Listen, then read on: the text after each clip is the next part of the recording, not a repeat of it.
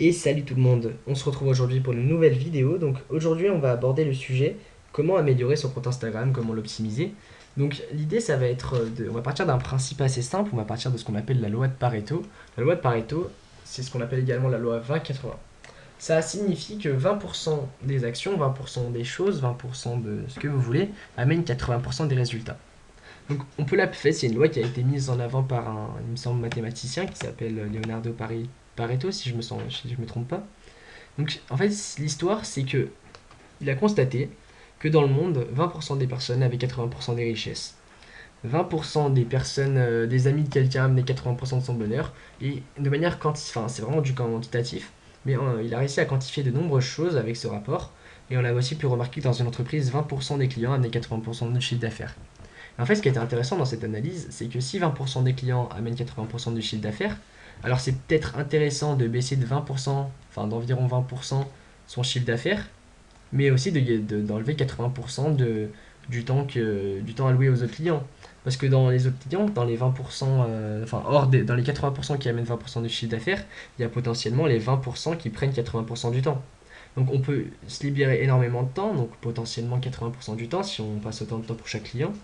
Donc on gagne 80% du temps et on perd que 20% de son chiffre d'affaires.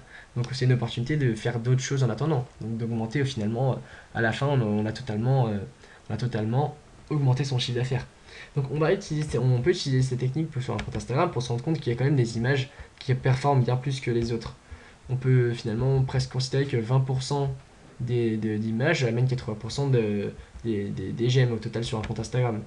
Donc ça, c'est une loi en fait, ça va plutôt être une directive, on va pas l'utiliser de manière précise. D'ailleurs, petit aparté, mais à la date, enfin au début juin 2018, j'avais appliqué la loi de Pareto, j'avais essayé de l'appliquer à mon compte YouTube, et j'avais remarqué que 5% des vidéos amenaient 80% de mes vues. En fait, ça permet de se dire qu'il y a des vidéos qui fonctionnent plus que d'autres, et ça permet de les identifier. C'est des lois qui sont vraiment simples, mais finalement, si on les applique, ça a vraiment un impact génial. Donc en fait, on va se mettre un critère, on va se dire la moyenne est de combien. On va surtout regarder, on va se dire un minimum, on va se dire je veux que mes photos elles aient minimum 500 likes. Et on va repérer qu'il y a des images, donc notamment celle-ci, qui performent mieux que d'autres. 700 likes, donc là on en a 500, c'est peut-être même un critère un peu haut, on va peut-être se dire qu'elle est 450. Donc là il y en a qui vont fonctionner mieux que d'autres, là les 400 peut-être même. 400, donc les photos, on voit un volant 400 j'aime, 700 j'aime, qu'est-ce qu'il y a d'autre 400, bah, il y a celle-ci avec une voiture. Le coup de la voiture, ça a l'air de bien fonctionner, mais peut-être pas tout le temps d'ailleurs. C'est quoi que ça flirte pas mal avec les 400. Surtout ce qui fonctionne pas, ce qu'il ne faut pas remettre. En fait, on va repérer le type d'image qui fonctionne et qui ne fonctionne pas. Donc là, on voit que j'avais pas mal joué sur les voitures récemment. Là, il n'y a pas de voiture, il y a plus des paysages avec notamment de l'eau. C'est un critère qui est récurrent. Donc là, par exemple, le coup de la piscine comme ça n'a pas forcément très bien marché. Les billets sur le volant, c'était pas plus que ça, j'ai l'impression. Le coût de la voiture, là, ça a bien performé. La route est longue, donc la maison, ça peut le faire. Là, on était sur un mood où l'algorithme il était assez bon pour moi. Donc en fait, l'idée, ça va vraiment être de repérer les images qui marchent mieux que d'autres et surtout, enfin, ça peut aussi marcher dans l'autre sens, remarquer les flops. Par exemple, là, on a une image de voiture. L'image elle est un peu compliquée derrière dans le sens où on a une petite voiture et la grande voiture. La manière dont c'est structuré, c'est assez compliqué à comprendre. C'est une voiture qui est un peu spéciale, donc la performance n'était pas vraiment au rendez-vous. Sur les photos d'avant, ça allait assez bien finalement. Les photos des maisons avec les voitures, ça a l'air d'assez bien marcher. On voit les photos des hommes, donc là on n'avait pas eu depuis un moment. La photo d'homme, on passe de 500, de 430, 500 likes à un truc qui fait 300. Ensuite, on remonte vers les 400-500, donc on voit l'impact, on voit vraiment une logique. 537, 491, 525. Donc voilà, donc on peut essayer d'énoncer des règles, des images, des types d'images qui fonctionnent moins bien. On peut même sortir des chiffres à la fin. Par exemple, là on a une situation intéressante. On a vraiment des images qui sont différentes sur cette ligne, donc on va découvrir les likes. 352 likes pour la photo de la voiture, 339 likes pour la maison avec le paysage merveilleux, et 265 likes pour les images juste pour de la thune. Bah, on va dire une caisse qui a de l'argent. Ouais, une caisse remplie d'argent.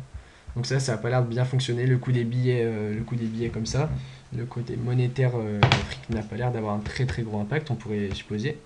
On va essayer de retrouver des images comme ça, en rapport un peu avec cette thématique. Donc là, on a encore le coût du paysage. Le coût du paysage, ça a l'air vraiment de bien performer. Celui-ci est un peu moins merveilleux, donc celui qui est en haut à gauche là. Peut-être qu'on aura moins de likes. Et ben, on voit qu'on a eu un peu moins de likes que l'autre.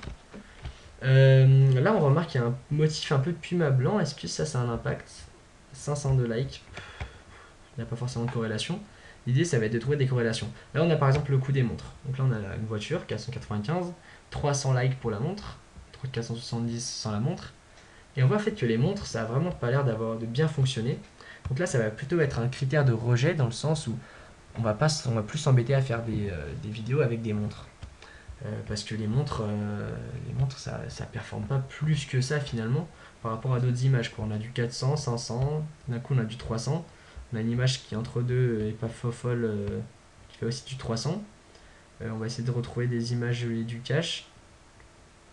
Là on a, ouais, par exemple, donc ça c'est une image hors sujet pour un concours. Ça c'était du boost uniquement, hein, je vais pas vous mentir. Donc là on était sur du 228, ensuite on a une image avec des voitures qui performent assez bon. Et là 246, donc vraiment les montres, quelque chose à éviter sur ce type de compte Instagram. On voit vraiment que c'est pas positif. Et donc l'idée ça va être de repérer les éléments de votre compte le type de photos qui fonctionnent bien et ceux qui fonctionnent moins bien. Et ensuite d'en tirer des leçons, des directives. Et ensuite de publier ce qui fonctionne le mieux tout en restant diversifié, tout en restant dans votre ligne éditoriale. Alors moi, ce que je vous encourage au bout d'un moment, c'est quand même de refaire une petite tentative, de republier une petite image avec une montre, pour voir si c'était juste passager ou si c'est toujours le cas. Mais généralement, vous verrez l'impact en fait, vous verrez l'impact du contenu. Voilà. Donc, c'était une analyse simple, c'était histoire de vous montrer la manière dont on peut analyser un compte Instagram. Plus vous en postez, plus vous pourrez faire d'analyse. Voilà. Je vous remercie d'avoir regardé cette vidéo, on se retrouve à bientôt pour la prochaine vidéo.